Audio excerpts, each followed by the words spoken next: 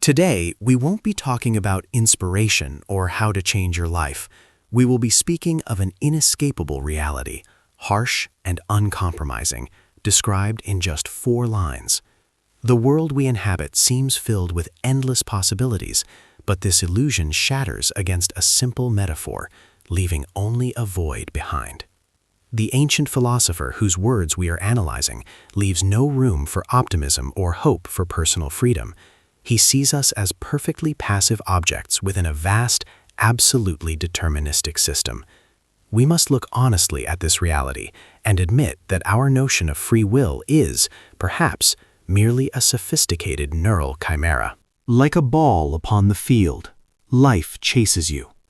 The field of play, is not a place for self-realization or individual aspirations. It is a clearly demarcated, limited space governed by strict external rules that the object did not establish. The modern world often forces us to believe that we choose the field we play on, but the poet claims the opposite. Our life is an arena created not by us, and its dimensions and perimeter are defined by something far greater than individual consciousness. It is the final stage setting against which our mandatory, unavoidable fate plays out. The object of this metaphor, the ball, is the embodiment of an absolute lack of internal impulse. A ball does not make decisions, it has no intention, and it feels no motivation to move in a certain direction. It is perfectly pliable, entirely dependent on the strike of the external force that sets it in motion. We must realize that our deepest desires, if we believe this philosophy, are merely the result of a previous invisible blow.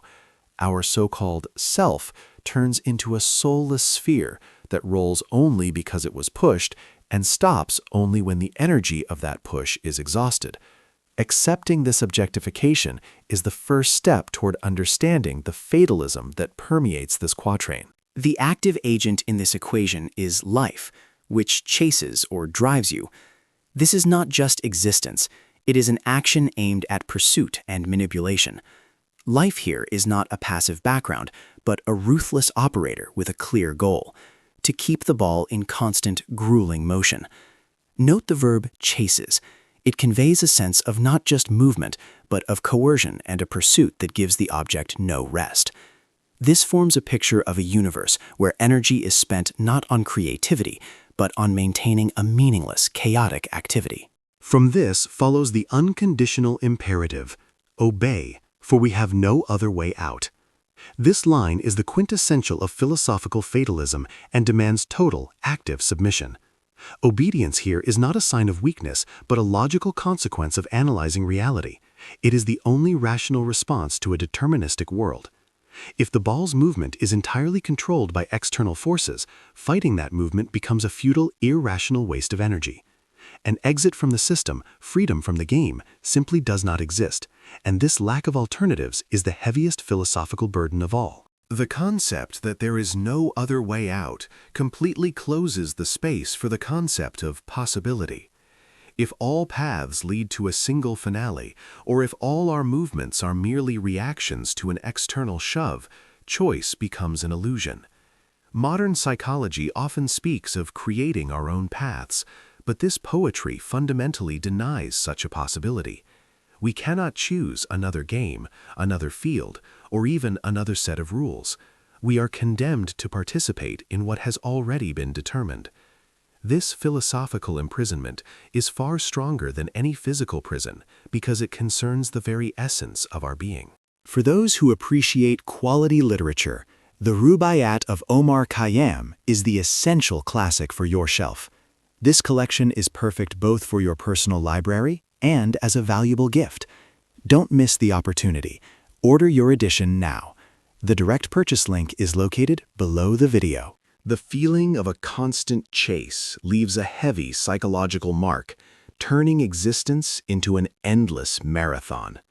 To be a ball means never having the opportunity to rest, because stopping means exiting the game, which, as we have established, is forbidden. This relentless movement creates an internal tension where consciousness is forced to participate in a bustle that holds no meaning for it. This exhausts the very idea of personal purpose, leaving behind only the duty to react to the next inevitable strike. The text then moves to the cause of this chaos, pointing to him who flung you into this ceaseless bustle. There is a clearly defined prime mover, and this act, flung, is not a gentle introduction, but a violent casting into the game. This caster is defined not by kindness or care, but by power and a monumental act of creation through coercion. He does not ask for permission, he simply performs the initial throw that starts the entire mechanism.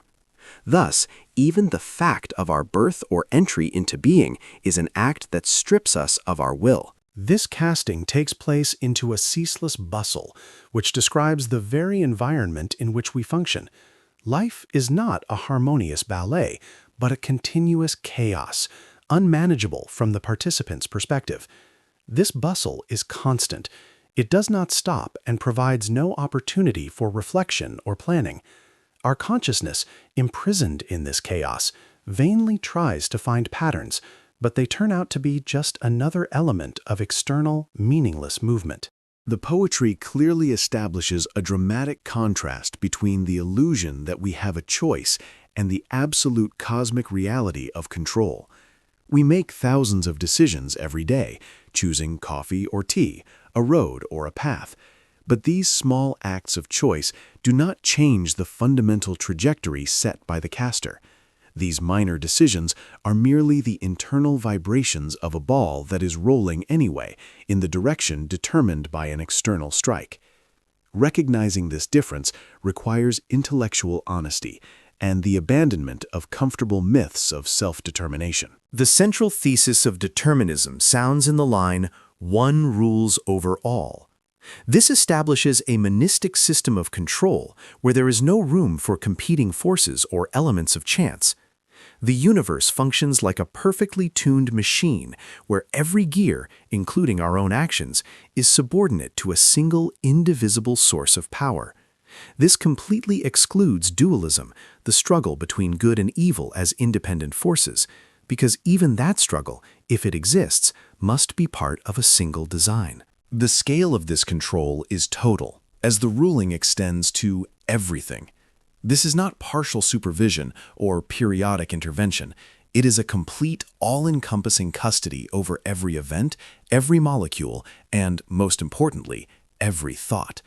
Even our attempts to break the rules or step outside the boundaries of the game are already foreseen and included in the overarching plan. Such a level of comprehensive control makes the idea of personal resistance not just ineffective, but absolutely absurd on a cosmic level. The culmination of this determinism is the statement that one thinks of all. This means that not only actions, but the intellectual process itself, planning, intent, thought, is a monopoly. If the caster thinks for everything, then our own thoughts are merely reflections or echoes of this primary monumental thinking. This undermines the last bastion of individual freedom, the capacity for independent thought. In such a system, consciousness becomes not a creator, but merely a recorder of events that were conceived before it even emerged. The act of flinging carries not just the fact of a beginning, but a sense of a certain primal force or even violence associated with our entry into the world. We were not invited. We were not slowly introduced to the game. We were abruptly thrown into the very epicenter of the bustle. This sense of the initial shove that brought us out of non-existence is a sign that our existence began with coercion, not with personal consent. We are the product of an energetic discharge, not the conscious choice of our own self. If one accepts this logic, any resistance becomes intellectually and physically groundless. To fight against a force that rules everything and even thinks for everything is like trying to stop gravity with willpower. The philosophical refusal to fight here is not passivity, but a form of higher understanding, that energy is better preserved if it is not wasted on battles lost in advance. The only wisdom that remains is the total acceptance of one's role as a passive object. Looking at the ball rolling across the field, we see the concept of passive motion. To move, but not to be the mover, this is the paradox we live. Our limbs move, we cover distances, we create changes, but if all these actions are merely the consequences of an external shove, the movement loses its personal value. This turns all our achievements into mere mechanical reactions, elements of a complex machine that cannot claim their own merit or authorship. The field itself is not a place for free expression, but a mechanism for executing a higher purpose unknown to us. It is unknown whether this game is entertainment for the caster or a necessary process to achieve his global goal. But for us, the balls, the essence of the game does not matter. We only provide its dynamics through our submissiveness. This field is a functional space where we fulfill the role of mindless tools necessary to demonstrate all-encompassing power. The philosophy of the ball has direct consequences for the concept of moral responsibility. If we have no free will, how can we be held responsible for our actions? According to this deterministic logic, blame or praise lose their power, as our actions are merely mandatory links in the chain of cause and effect determined by another. Morality turns into another set of rules applied to the balls, but it does not require their autonomous consent or choice.